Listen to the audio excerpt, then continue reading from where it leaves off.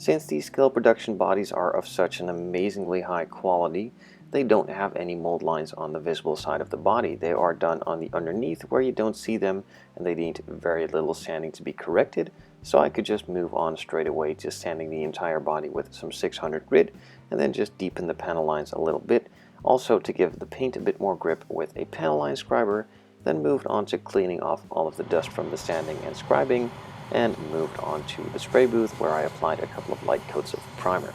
Firstly, going over these hard to reach, easy to forget spots, and then the main body itself. Now it is important to note that these resin bodies are a bit harder to paint in some cases, and on the first coat it's better to go a bit thinner, as it may cause some fish eyes or some delamination of the primer if you apply it super thick straight away. Not in all cases, but in some cases it does, so it's better to be careful and just apply it a bit thicker on that second coat. It's not like plastic, so it can handle a bit more paint, and you don't really have to worry about applying it too thick, only if you're going to apply it that thick that it will get runs, but then you're doing something wrong anyway. So on the first coat go a bit light, and on the second coat go a bit heavier.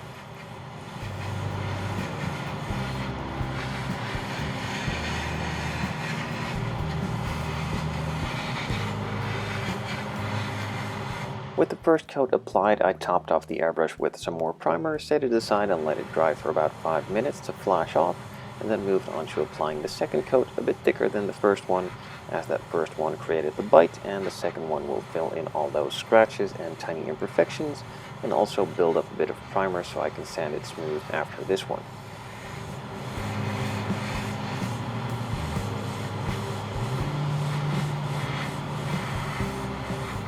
With the second thicker coat applied, I set the body aside for about 60 minutes and cleaned out the airbrush, and then moved on to scuffing up the entire body with some 3000 grit sanding sponges to make it incredibly smooth and remove all imperfections or dust that might have fallen into that primer, and then move on to applying the color. But firstly, I just blew over the entire body with some air to remove any of the loose or remaining dust, picked a Mercedes color that I liked and started applying it on those hard to reach, easy to forget spots, and moving on to a light coat for the rest of the body as well.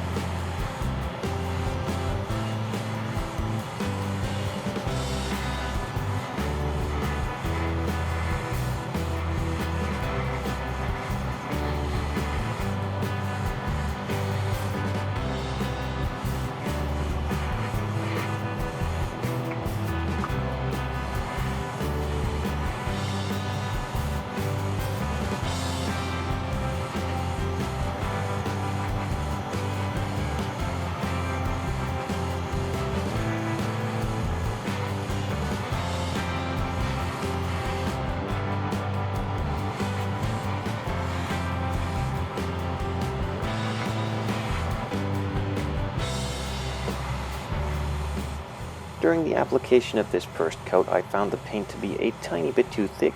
These zero paints come pre-thinned from zero paints themselves, but sometimes thinner is just not enough for the paint that is in it, so I added a tiny amount of base coat thinners from zero paints as well, and then moved on to applying the second coat, which went on a lot smoother and just the thickness that I liked.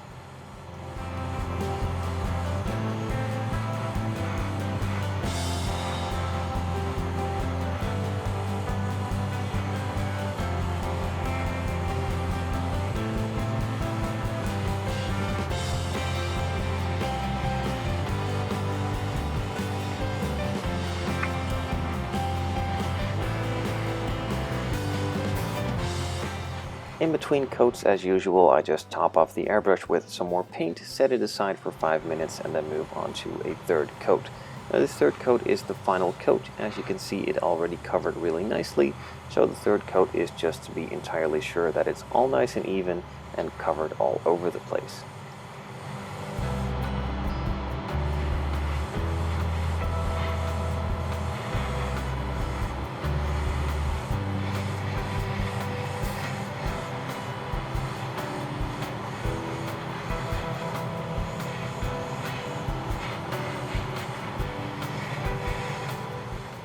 Since I will not be applying any decals, I just set the body aside for 30 minutes, cleaned out the entire airbrush, mixed up some 2K clear, and removed all the loose and remaining dust that fell onto the body during that curing time, and moved on to applying a nice thick coat of clear.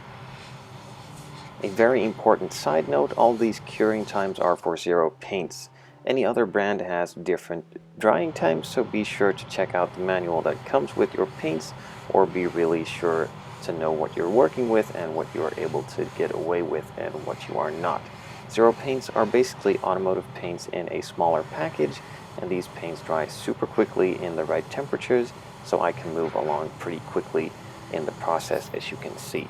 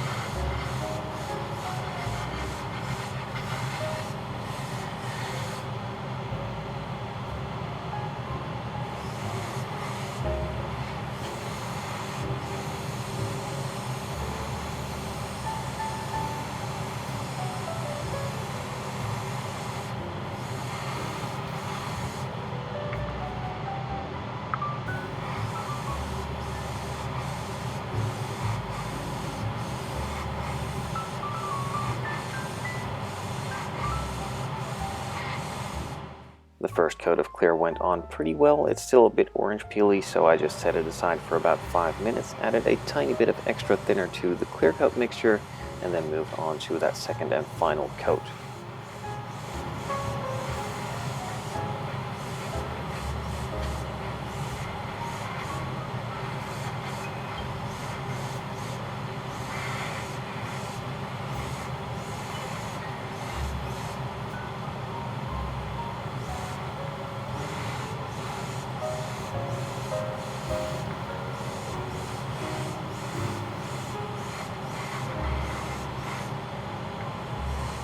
After the second coat was applied, I was pretty happy, but just to be sure, I set it aside for about 5 minutes to let it dry off a bit and see if I needed to add any extra. Well, in this case, as you can see, it turned out pretty nice and shiny, so I didn't really need any extra to be applied, so I just let it cure, cleaned out the airbrush, and moved on to the next stage in the build.